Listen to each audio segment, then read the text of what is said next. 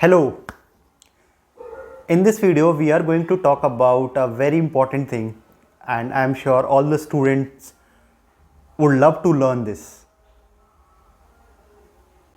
You might have seen in a classroom there are 50 students and a teacher is teaching. After an year, there are few students who learn a lot from that class and retain that knowledge. But there are few students, they didn't even remember 1% of it. Or if you are reading in your room, and after, let's say, few days, how much do you retain? If you struggle with this problem of retaining your knowledge, I'm sure this video will help you to get an idea or a framework how you can improve that power of retaining your knowledge, whatever you're studying. So stay tuned. We will discuss in detail about this topic, which is the cone of learning, after a short intro.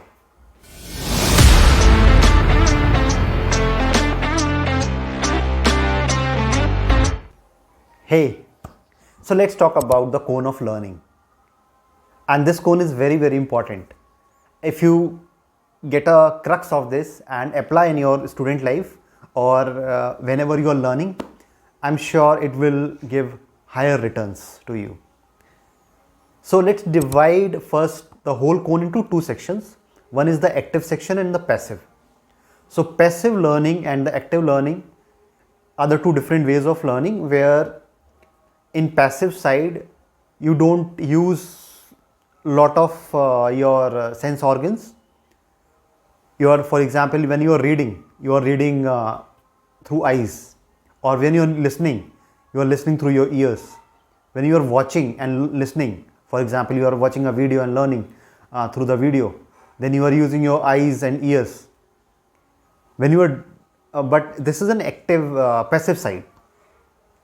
But do you know, when you learn through an active way, you try to use as much as possible your sense organs, your body. That will basically help you to involve more and increase your focus into it. So let's talk about passive side.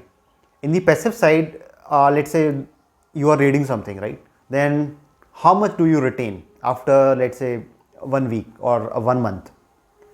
It's approximately 10% you can retain, if given that you are reading with full focus. After reading, let's say when you are listening, you might have felt that when you listen something from your friends, from your teachers or videos, you retain much better. That's why you prefer to watch videos on YouTube for any topic, right? That's because when you are using more energy and listening, basically, so you are involving into that topic much more. So that will help you to retain, let's say, 20%. But if you go further, you, let's say, watch some pictures or watch some videos with visuals, you retain much more. It is because you are using much more sense organs and trying to bring more focus to that topic. So that's what like you will retain more, and that's why that's a tendency of the student. Okay, just watch for a video, or for the kids, teachers teach using the pictures, right? And that's the way to help them, help the students to retain more. But after that, like, there comes up active mode, and where you actually do the things. You don't learn passively, but you apply that concept and try to retain and learn more. That's why in the Western world, the schools are coming where more focus is put on the doing the things. In our colleges also, like people ask to do some projects if you want to learn some technology or anything, right? The passive side is also called the rote learning, where we are just trying to learn something and not applying. And that's, if we involve in more on the active side, you will have more retention power and that knowledge, whatever you are spending your time, will be more helpful. You will be able to do more productive things. And I think the students who focus more on the active side of learning, they are much more successful in their career as well, because they know how to use the concepts. So try to focus on doing some projects or learn by doing things. Even if you learn few things, that does not matter, but you should learn in a nice way by doing things.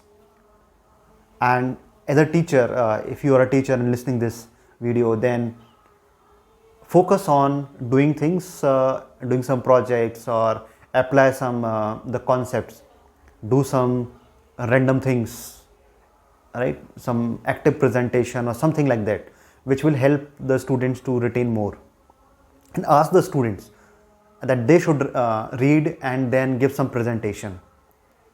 And if you are in college, I would highly recommend to learn through active way, by example doing some projects or doing some presentations in your schools, or have some group discussion.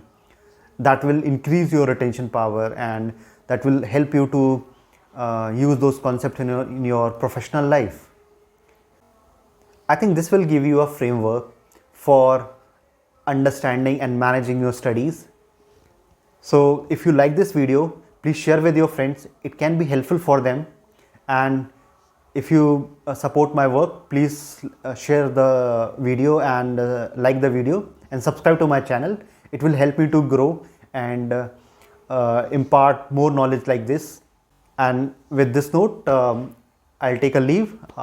This is BK from Manika signing off.